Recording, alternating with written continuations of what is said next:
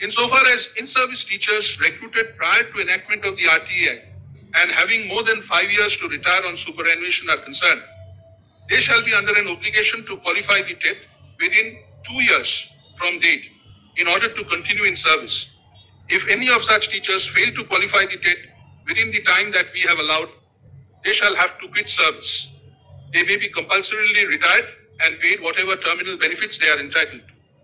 We had a rider that to qualify for the terminal benefits, such teachers must have put in the qualifying period of service in accordance with the rules. If any teacher has not put in the qualifying service and there is some deficiency, his case may be considered by the appropriate department in the government upon a representation being made by him.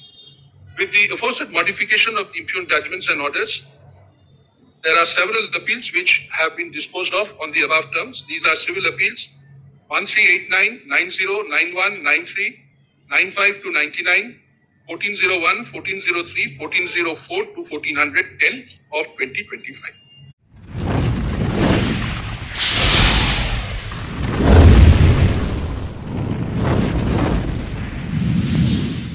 सर्वांना नमस्कार. Damu मोवळे official या आपल्या YouTube चॅनलमध्ये आपलं सहर्ष स्वागत करतो. आजचा विषय आपल्या थंबनेलनुसार शिक्षक पदोन्नतीसाठी TET अनिवार्य, सुप्रीम कोर्टाचा महत्त्वपूर्ण निर्णय आणि सुप्रीम कोर्टाचा निर्णय आपल्याला जाणून घ्यायचा आहे. कालच्या दिवशी माननीय सुप्रीम कोर्टामध्ये जस्टिस ऑगस्टिन जॉर्ज मशीम आणि जस्टिस दीपांकर दत्ता या 2 जजेसच्या घटनापीठापुढे एक महत्त्वपूर्ण असा निर्णय लागला आणि हा निर्णय नेमका काय आहे, त्याचे परिणाम महाराष्ट्र शासनाच्या शिक्षक बांधवांवरती काय पडणार आहेत ते बघणं फार गरजेचं आहे मित्रांनो. आणि म्हणून आजचा हा व्हिडिओ आपण घेऊन आलेलो आहोत. आपण हा व्हिडिओ सविस्तरपणे बघणार आहोत. हे जजमेंट काय आहे ते बघणार आहोत. तत्पूर्वी तुम्ही माझ्या चॅनलला नवीन असाल तर चॅनलला सबस्क्राईब करायला विसरू नका. आपण बघूया नेमकं या कोर्ट जजमेंटमध्ये नेमकं काय आहे. आता अध्यापन सेवेशी संबंधित सर्व शिक्षकांना सेवेत जर राहायचं असेल, कायम राहायचं असेल किंवा पदोन्नती मिळवायची असेल तर शिक्षक पात्रता परीक्षा म्हणजे TET उत्तीर्ण होणं आवश्यक आहे. आपल्याला माहिती आहे की महाराष्ट्र शासनाच्या किंवा महाराष्ट्र शासनाने RTE ॲक्ट लागू केल्यानंतर 2013 पासून TET कंपल्सरी केली गेली आणि त्यानुसार सर्वांना TET शिक्षक भरतीमध्ये किंवा शिक्षक लागू इच्छिणाऱ्या सगळ्यांना TET कंपल्सरी केली गेली. परंतु पदोन्नतीच्या बाबतीमध्ये या गोष्टी नव्हत्या आणि म्हणून कालचा निर्णय महत्त्वपूर्ण असा आहे. सुप्रीम कोर्टाने असे निर्देश दिलेले आहेत. न्यायमूर्ती दीपांकर दत्ता आणि न्यायमूर्ती ऑगस्टिन जॉर्ज मशीह यांच्या खंडपीठाने असं म्हटलंय की नोकरीत 5 वर्षापेक्षा जास्त कालावधी शिल्लक असलेल्या शिक्षकांना TET उत्तीर्ण होणं बंधनकारक आहे. ज्यांनी परीक्षा उत्तीर्ण न केल्यास म्हणजे ते जे शिक्षक आहेत त्याने उत्तीर्ण परीक्षा न केल्यास त्यांना राजीनामा द्यावा लागेल किंवा सक्तीची निवृत्ती घ्यावी लागेल. म्हणजे अत्यंत कडक शब्दामध्ये या ठिकाणी निर्णयामध्ये म्हटलं आहे. तथापि ज्या शिक्षकांच्या सेवेत फक्त 5च वर्ष शिल्लक राहिलेले आहेत अशा शिक्षकांना काय केलेलं आहे, दिलासा दिलेला आहे. म्हणजे ज्या शिक्षकांच्या निवृत्तीला 5 वर्ष बाकी आहेत त्यांना या ठिकाणी दिलासा दिलेला आहे. परंतु ज्यांना 5 वर्षापेक्षा जास्त कालावधी आहे त्यांना मात्र बंधनकारक करण्यात आलेलं आहे. तामिळनाडू आणि महाराष्ट्र अध्यापनासाठी अनिवार्य TETशी संबंधित काही क्लोज मॅटर होते, त्याला कंबाईन केलं होतं आणि त्याच्यावरती माननीय सुप्रीम कोर्टामध्ये सुनावणी झाली. कोर्टाने निर्णय दिला की TET ही राष्ट्रीय स्तरावरील पात्रता परीक्षा आहे की जी उमेदवार प्राथमिक आणि उच्च प्राथमिक वर्गात म्हणजे इयत्ता 1ली ते 8वी शिक्षक होण्यासाठी पात्र आहे किंवा नाही ते ठरवते. ही परीक्षा 2010 मध्ये राष्ट्रीय शिक्षण म्हणजे NCTEने अनिवार्य केली. आता यामध्ये नेमकं काय आहे की 2010 मध्येच अधिसूचना जारी झाली.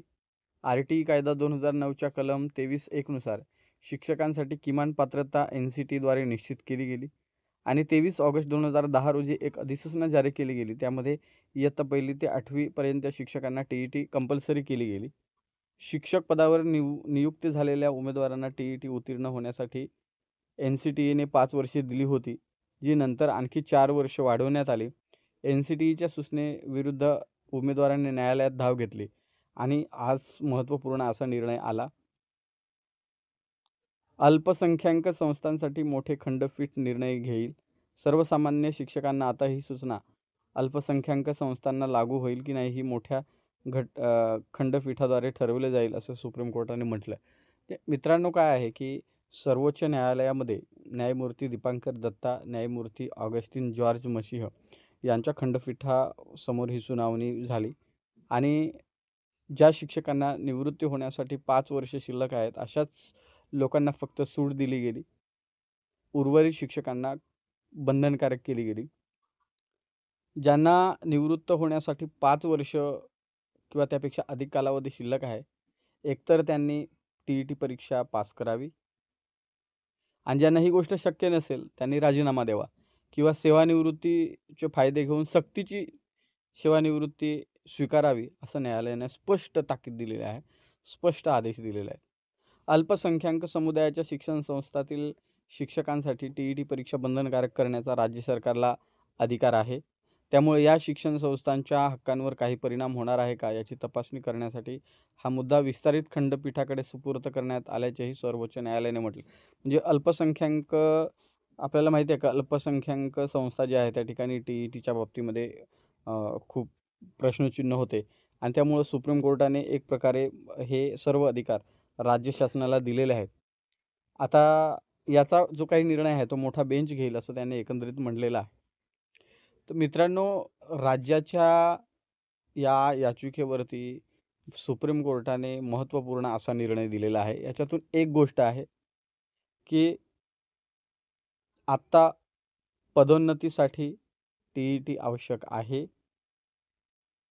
तुम्ही जर टी-ई-टी पासआउट नाही झालात तर त्या ठिकाणी तुम्हाला सेवानिवृत्त व्हावं लागेल किंवा नोकरी गमवावी लागेल.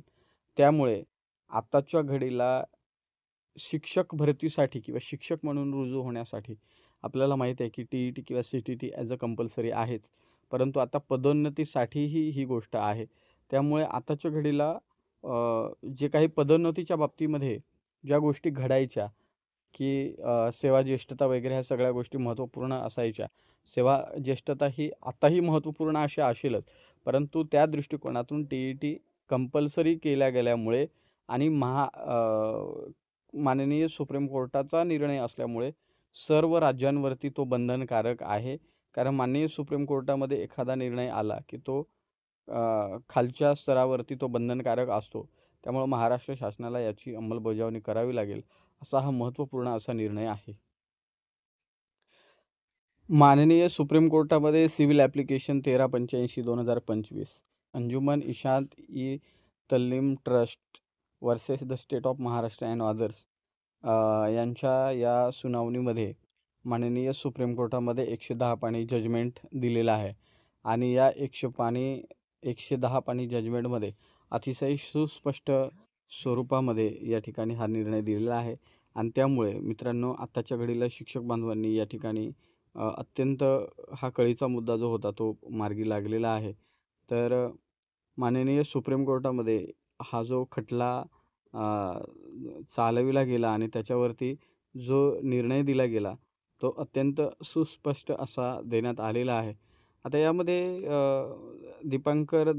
जस्टिस दीपांकर दत्ता आणि मसीम ह्या 2 जजेसच्या बेंचने या ठिकाणी हा निर्णय दिला. त्यामध्ये दीपांकर दत्ता यांनी हा केलेला आहे. यामध्ये शेवटच्या काही पॅरामध्ये अत्यंत स्पष्ट असं कंपल्सरीच्या बाबतीमध्ये केलेलं आहे. एकंदरीत मित्रांनो, काय तर तुम्हाला आता पदोन्नतीच्या बाबतीमध्ये या ठिकाणी कंपल्सेशन आहे.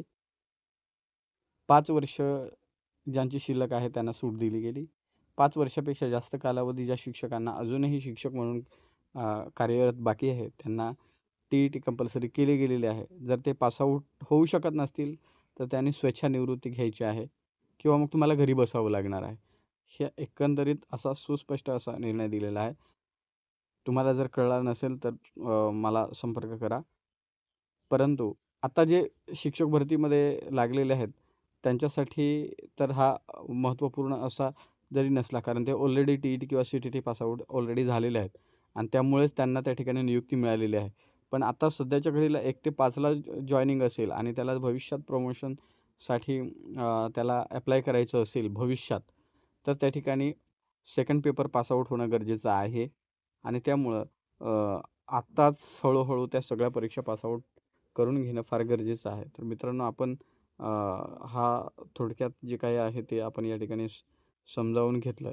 तुम्हाला जर आवडलं असेल तर नक्की लाईक करा आणि शेअर करा. आपण थांबूया. जोहार, जय संविधान.